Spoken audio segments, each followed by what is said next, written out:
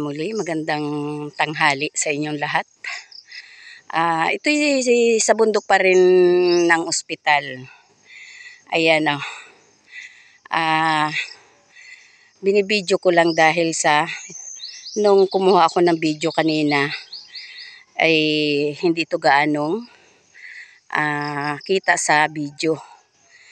Ayan o. Mas malawak dito tingnan ang dagat mga ka-idol. Ayan. Diba, halatang kami ay nasa ibabaw ng katuk-tuk-tuk-tukan dahil kitang-kita yung dagat.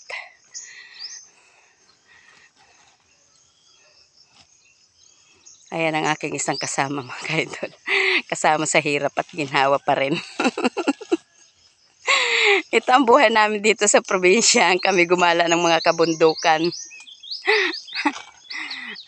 Pero hindi ito kalayuan doon sa aming tinitirhan mga ka-idol dahil ito ay kumbaga ay halos tuktok ito ng ospital. Ospital namin dito. Ayan o. Natuwa lang kaming umahon dito dahil matagal-tagal na din kami mga ka-idol na hindi pumupunta dito sa lugar na ito. Kaya naisipan namin pumunta dito para kami ay makagawa ng content.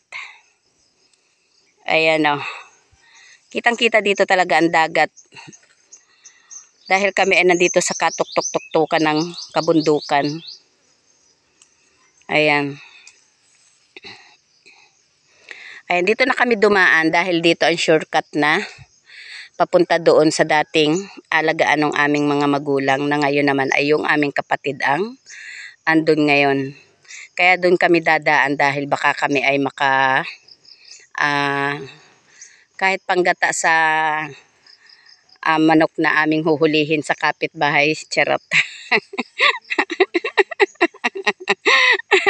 Joke lang mga ka-idol. Kukuha lang kami doon ng igagata namin dyan sa kinukuha niyang talbos ng balinghoy mga ka-idol. Ayan. Hihingi kami doon sa aming kapatid ng panggata.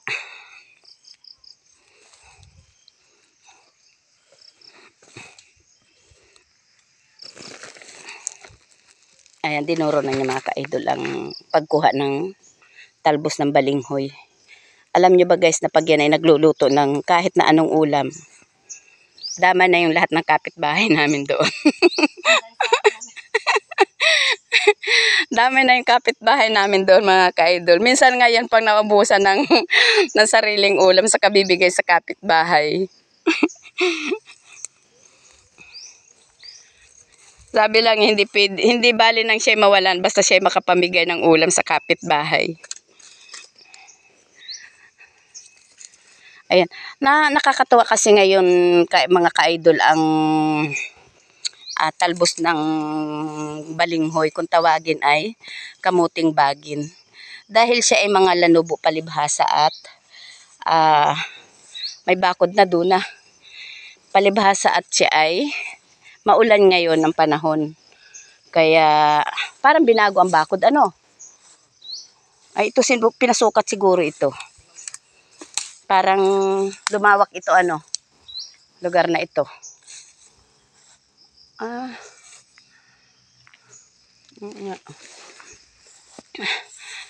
Ayan, dito na kami lulusot sa bakod na ito. Ayan, trespassing kami ngayon dito sa pagdaan namin. Makikiraan na lang kami dito sa looban na ito para hindi kami lumayo ng daan.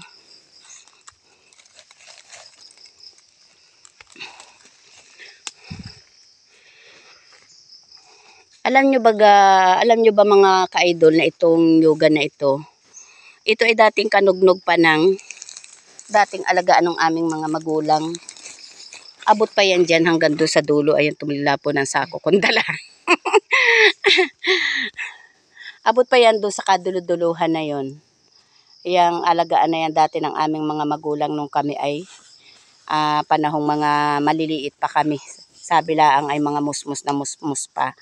abot dito yung yoga na alagaan na yan ng aming mga magulang. Kaso nga ay, kumbaga, ito daw nung una ay hiram lang dahil may pinagkupras yung may-ari nitong yoga na ito.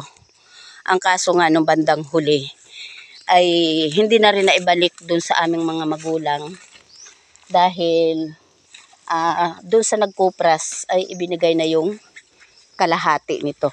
Kaya ang natira na lang na naalagaan ng aming mga magulang nung panahon kami mga bata pa ay kalahati na lang nitong yoga na ito. Ang alam ko ay 1.7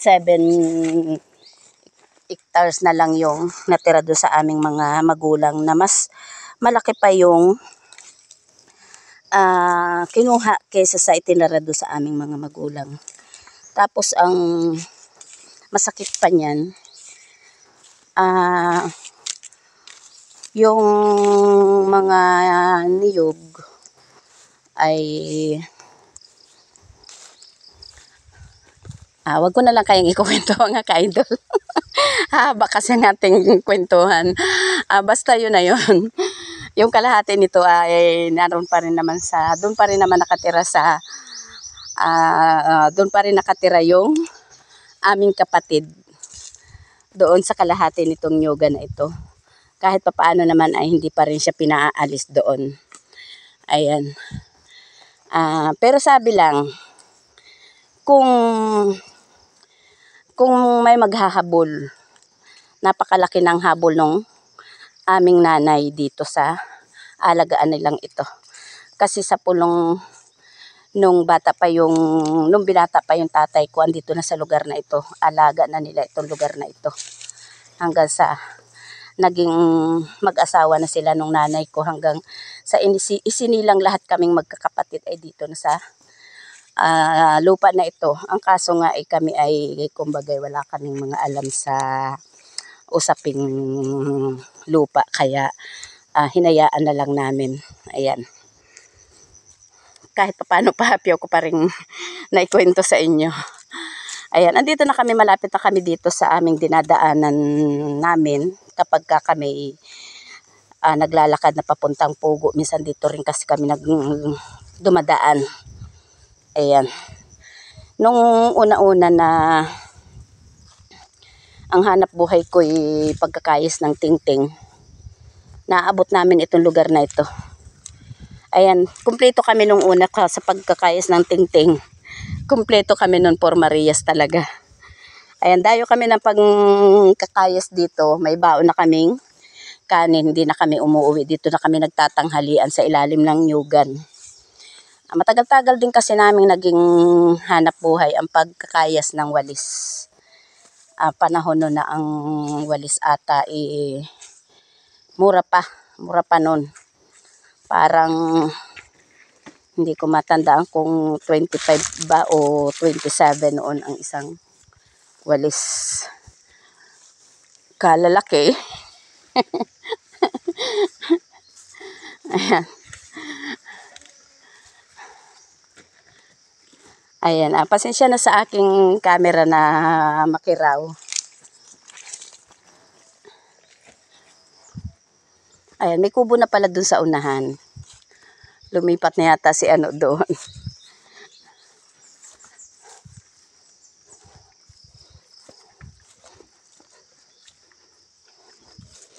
Ayan mga ka-idol, hindi na kami magtatagal at kami ay pansamantala na ulit magpapaalam. Dahil medyo mahirap-hirap kasi ang daan dito. Ayan, meron kami ditong tabag na dadaanan. Kaya kita-kits na lang tayo sa mga susunod pa nating mga video. Ayan, magandang tanghali na lang sa inyong lahat. Love you all.